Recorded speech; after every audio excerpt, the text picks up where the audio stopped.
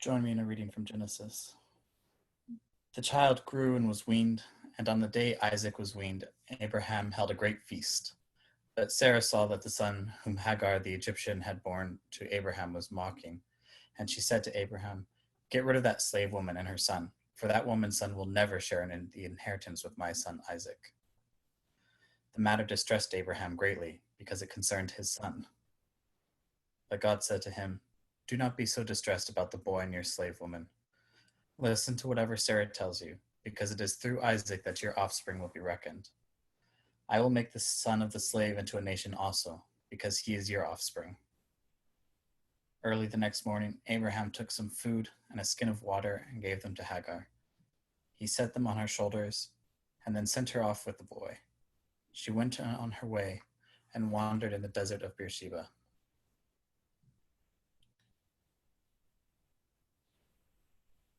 When the water in the skin was gone, she put the boy under one of the bushes.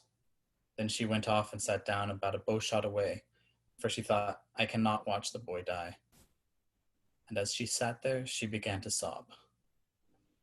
God heard the boy crying, and the angel of God called to Hagar from heaven and said to her, "What is the matter, Hagar? Do not be afraid. God has heard the boy crying as he lies there. Lift the boy up and take him by the hand, for I will make him into a great nation." Then God opened her eyes, and she saw a well of water. So she went and filled the skin with water and gave the boy a drink. God was with the boy as he grew up. He lived in the desert and became an archer. While he was living in the desert of Paran, his mother got a wife for him from Egypt.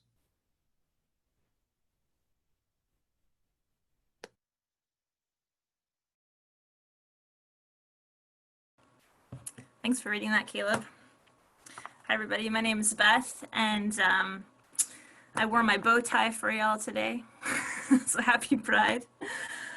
When I volunteered to preach today, I really didn't realize how many different holidays and major world events would be happening this weekend. So, I mean, just this weekend, we're celebrating the first day of summer, Father's Day, National Indigenous Peoples Day, and World Refugee Day.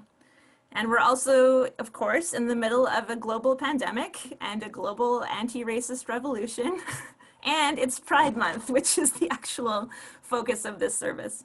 So I've made it my ill-advised mission to draw together all of those threads, except maybe summer solstice. I didn't quite work that in. And to pull them through the loom of this Hagar story, which is one of the lectionary passages for today, which means there's a whole bunch of Christians around the world reading this same passage today. So buckle in, let's try this out.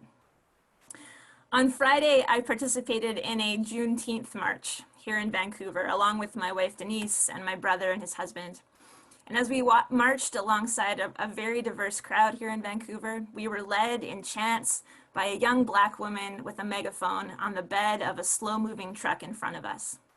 We joined her in shouting, "Black Lives Matter, no justice, no peace."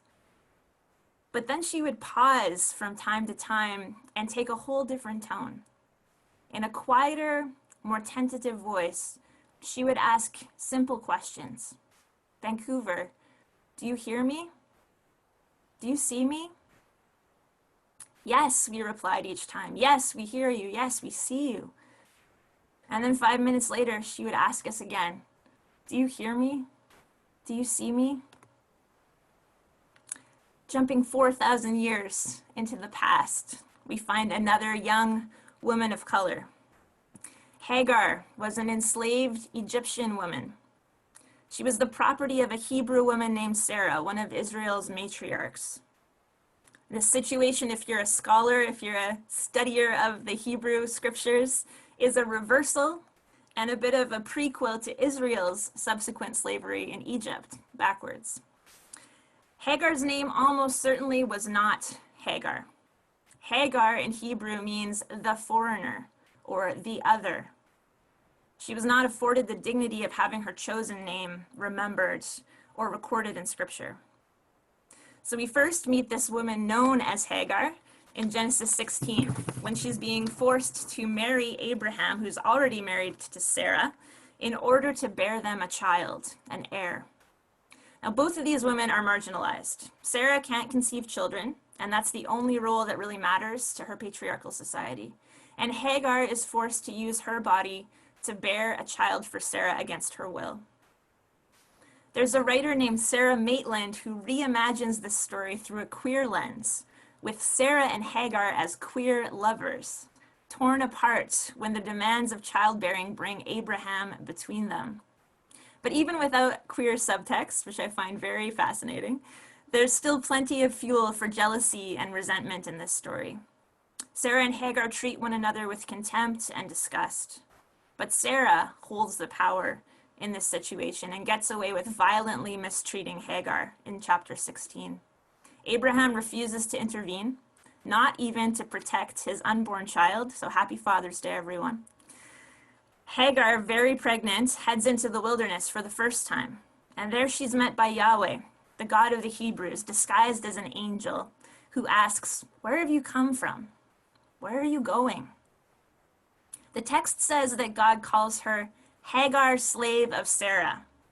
But because Hagar leaves this experience feeling heard and feeling seen, I'm willing to bet that God actually called her by her real name, and that somehow God made her feel like more than just an enslaved woman.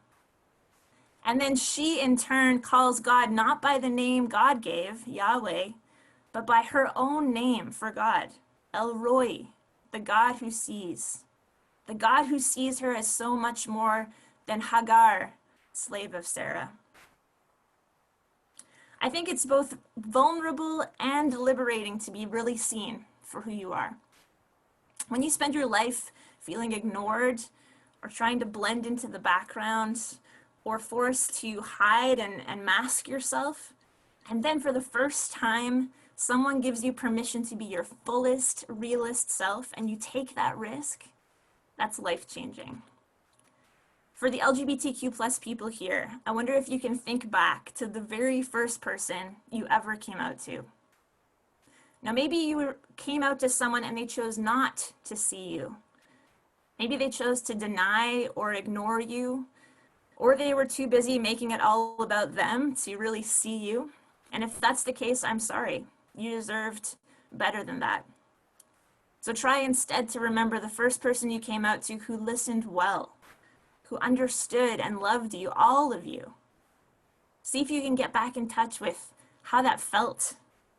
I remember when I came out for the first time to my friend Jody, it felt like a weight had lifted off me. It was this weight of shame-filled invisibility and unspoken truth that suddenly I felt so much lighter. Hagar here has her own weight lifted. And she becomes the only person in Scripture to ever give God a name of her choosing in God's presence. Being seen can liberate holy creativity in us and give us courage to name things rightly. Speaking of names, the God who sees instructs Hagar to name her son Ishmael, which means God hears. But the God who sees and hears Hagar does not set her free. God tells her to go back home and submit again to Sarah, but to cling to the promise that Ishmael's descendants will become a great nation. She returns home with the honor of being the only woman in Scripture who ever received such a promise of producing a great nation, the very same promise given to Abraham, Jacob, and Moses. So she gives birth to Ishmael, and this brings us to the passage that Caleb just read for us. Another story of Hagar in the wilderness. But in this second story, Hagar doesn't run away. She is sent away. Abraham is throwing a feast for Sarah's miracle child, Isaac, a feast which likely was not thrown when Ishmael was born. And then observing some unknown interaction between Ishmael and Isaac, Sarah says, "I want to get rid of this slave woman," dehumanizing her further by omitting her name, even her name which is not her name. So the text says that Abraham literally puts bread and water on Hagar's shoulders and sends her off into the scorching desert carrying her firstborn son, Ishmael, who was also his firstborn son. Again, we witness what a fantastic Father's Day passage this is, as Abraham creates Scripture's first single mother. Now, some would say Hagar has been essentially emancipated here. She's been sent away by her masters. She's a free woman. Free, but alone, with a baby, in a desert, with very limited resources. This is not true freedom. She's only free in the same sense that a lot of LGBTQ people who come out are free, but end up walking out of the closet right into a desert of homophobia, biphobia, transphobia, shackled still with so much shame and self-hatred, without a support net to lean on. Hagar in the wilderness is free, but still oppressed and still in danger. Free, but at risk. Just like Black people in North America, as Heather's just reminded us. It's not surprising that many African American people, particularly women, see Hagar's experience here as analogous with their own and claim her as their matriarch. Black professor and preacher Michael Eric Dyson writes, "There are far too many Hagars in our time who are social outcasts, single Black mothers who bear the stigma of shame and disrespect, who scrap for every single resource they can muster to provide for children who are marked for tough and brutal lives. Our present-day Ishmaels are prophesied or stereotyped as failures, when in truth they enjoy few of the privileges of the Isaacs in our culture." Hagar and Ishmael are only as free as Breonna Taylor, George Floyd, and Tony McDade were. Only as free as the racialized trans women whose lives were brutally taken in recent months. Nina Pop, Dominique Remy Fells, Rhea Milton. Do we hear them? Do we see them? Hagar is only as free as Sarah Hagazi, who is Egyptian, just like Hagar. A queer activist who survived 3 brutal months of imprisonment and torture. Canada proudly welcomed Sarah and offered her asylum, but did not provide adequate mental health supports to allow her to work through her trauma. And Sarah sadly ended her own life this past week at age 30. Do we see Sarah? Do we hear her? Hagar is only as free as Canada's Indigenous peoples, whom we celebrate today, but who still do not all have clean drinking water on their reserves and are murdered by Canadian law enforcement at disproportionate rates. Hagar is only as free as Aisha Hudson, Regis Korchinski-Paquette, and Chantal Moore. Do we hear them? Do we see them? Do we know their names? Do they matter? So-called Hagar, so-called free, starving in the desert with her son, now worse off than when she was enslaved. And just as her water runs out and she's sobbing, sitting at a distance from her child, her future, who's about to die, God hears the cry of Ishmael, the boy whose name means God hears.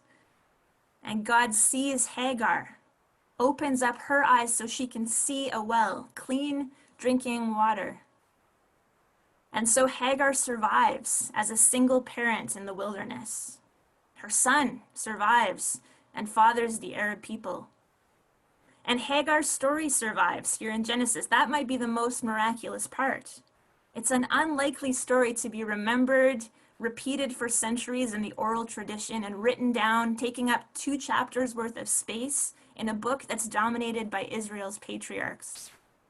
Countless influential women of color have been left out of history books, never to be seen or heard, of violence by omission.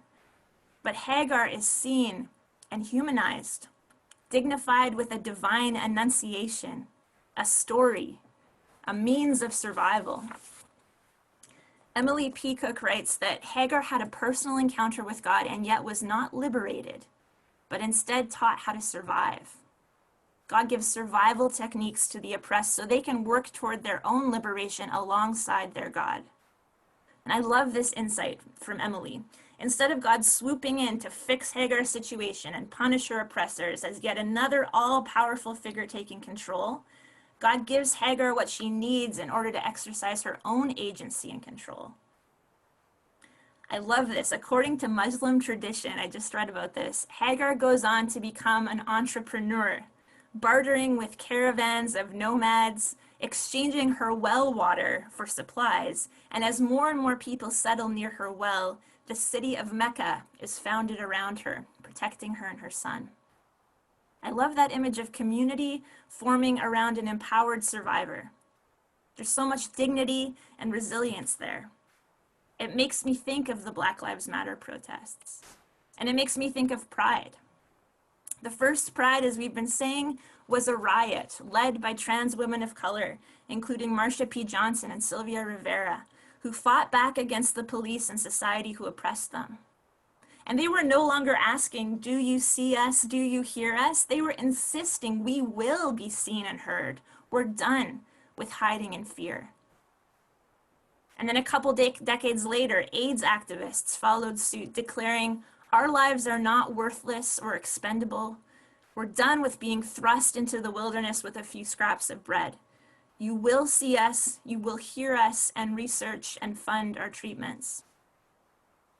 Now today, some people lament that Pride has become more of a party than a protest. But Pride at its best still involves the loud and bold and colorful celebration that all LGBTQ2+ people are worthy of being seen and loved for who we are. One of Generous Space's favorite queer theologians, Liz Edmond, writes in her book, Queer Virtue, that Pride is about hearing God's call and saying, Hineni, here I am. That's what Abraham and Moses and Samuel and Mary all said in Scripture. Our Creator sees our deepest identity, our queerest identity, and names our value in her eyes. And we reply, here I am, see me, hear me. This is possible, I believe, even for those who aren't out, who may never be safe enough to be fully out. It's true for those who have felt so alone and isolated during this pandemic, who feel like nobody sees them. And it's still true for those who have been stuck at home with family who are no safer than Sarah or Abraham, those who don't even feel like there's a wilderness they can run to, who are asking today, do you hear me? Do you see me? And I say you will not be forgotten backstage or in the corner of your closet. Your Creator, the God who sees, El Roi, celebrates her pride in you today, even if your people can't do that yet. And God won't bust down your closet door for you or out you, but she'll sit with you there and point you to water and ways to survive that wilderness. And when you feel safe enough and ready to be seen and heard by our community, we will build a city around you and celebrate you too. Because when we're seen and loved for who we are, our calling is to respond in kind and to learn how to truly see and hear and empathize with other people, to make their cause our own. You see, I can relate in some ways to Hagar. I'm a woman and I'm a queer person who is sometimes marginalized for that. But as a cisgender, middle-class, able-bodied, educated white person, my experience is often closer to Sarah's than to Hagar's. And like Sarah, I am in danger of being so wrapped up with my own LGBTQ+ and feminist issues, protecting my own people, my beloved Isaacs, that I fail to see and love the Hagars and the Ishmaels in my life, the other. I push them away from sight because they make me uncomfortable, and their situation is too complicated, and I have my own marginalization to worry about. I have to resist this Sarah complacency, because my white queer feminism is not enough. I must press in further. Sarah's fight cannot be won without also joining Hagar's fight, because Sarah's freedom is bound up in Hagar's freedom, even if she can't see that. We must not fracture and divide ourselves as oppressed people when we could stand together in a huge force against structures of evil and inequity. It gives me the smallest flicker of hope to read in Genesis 25 that Isaac and Ishmael came back together and buried the hatchet at least long enough to bury their father. Now I know that their modern day descendants have been embroiled in violence for decades, but younger generations can so often see things afresh and find new ways forward. So often today it's the youth who are leading the way when it comes to new imagination for things like undoing colonialism and racism, decolonizing, making restitution, opening borders, supporting refugees, defunding police, fighting for trans rights. So when the woman on the back of the truck looks me in the eye, confident but quiet, and says, "Do you hear me? Do you see me?" I say, "Yes. I'm trying to see and to hear you. Because I know what it's like to feel seen, feel heard. I am the proud child of El Roi, the God who bends down to see us and hear us.